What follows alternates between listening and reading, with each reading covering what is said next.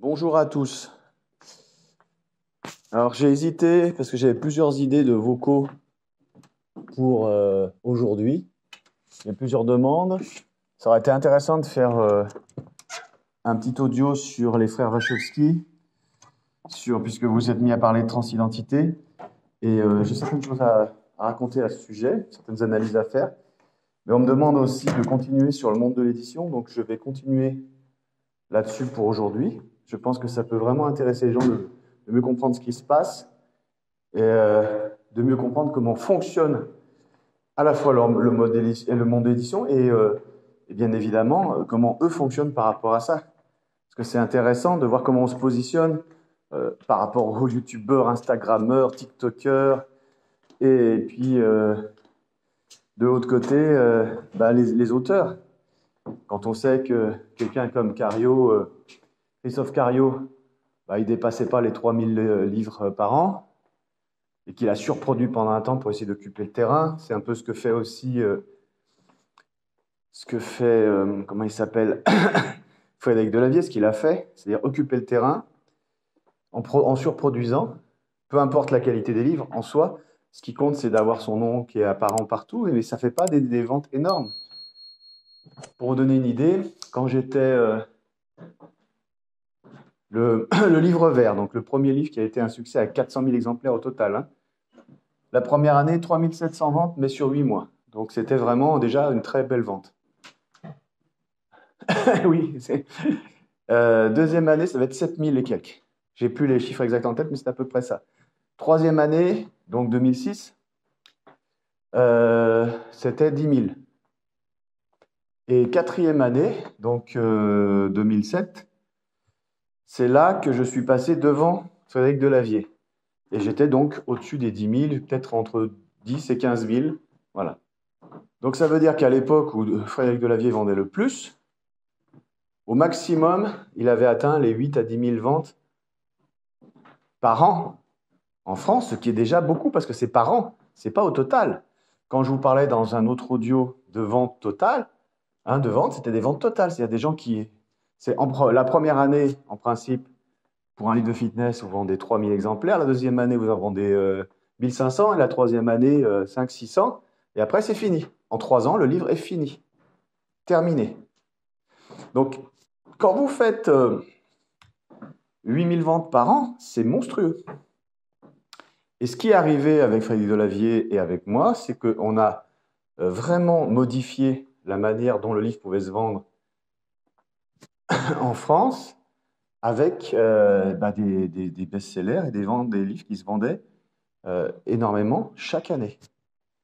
Donc le modèle a été copié. Alors ce qui s'est passé, c'est que c'est le modèle que j'ai installé, c'est-à-dire d'aller au-devant du public, qui a été après copié par Frédéric Delavier quand il a vu qu'il était dépassé. Et c'est pour ça que Frédéric Delavier s'est d'un seul coup prononcé, affirmé comme étant un philosophe. Oui, le terme peut être amusant, hein, mais c'est parce qu'il est justement dans la rivalité mimétique avec moi, c'est-à-dire que son rival étant un philosophe, hein, c'est-à-dire moi de formation universitaire, il s'est proclamé philosophe, le plus grand philosophe de la Terre, pour pouvoir non seulement m'égaler, mais me dépasser. Voilà, donc ça, ce sont les ventes qui sont, les ventes qu'on a pu faire et que moi j'ai pu faire après, parce que Frédéric Delavier, ce qui a vraiment fait sa richesse, sa fortune, c'est qu'il a eu des traductions à l'étranger, notamment aux États-Unis, et là où il a beaucoup vendu, puisque le marché est beaucoup plus grand. Et moi, j'ai été interdit de traduction aux États-Unis, puisque il y avait un deal avec Human Kinetics, qui était aussi l'éditeur de Frédéric Delavier. Et bizarrement, on va dire bizarrement, ce deal a été annulé, donc j'ai été traduit dans 12 langues, mais pas en anglais. Ceci dit, bon, les livres se sont bien vendus à l'étranger, mais en tant qu'auteur, on ne touche pas grand-chose. Quelqu'un comme Frédéric Delavier, c'est 8% du prix de vente hors taxe du livre qui touche. Ouais.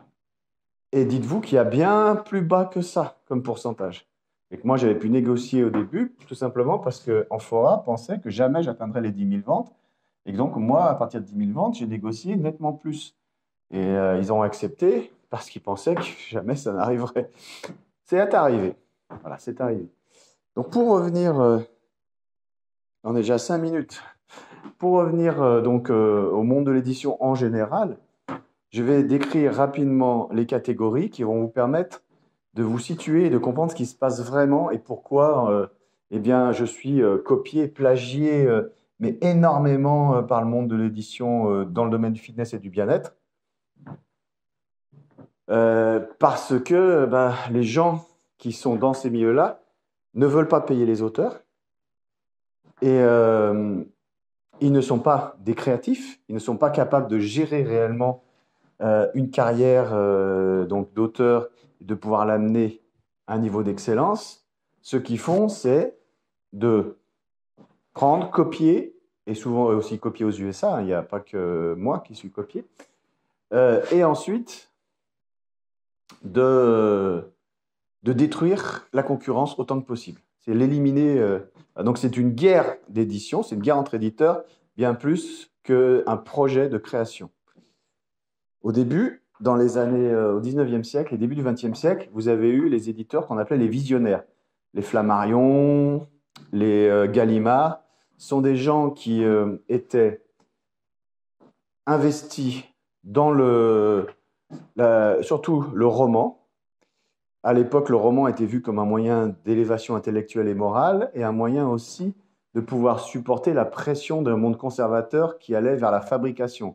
C'est-à-dire l'homo faber au maximum, c'est-à-dire produire dans une société industrielle en pleine croissance, en plein développement. Et donc, il fallait à la fois des capacités intellectuelles, il fallait aussi que les ouvriers et même les patrons aient certaines barrières, certaines limites.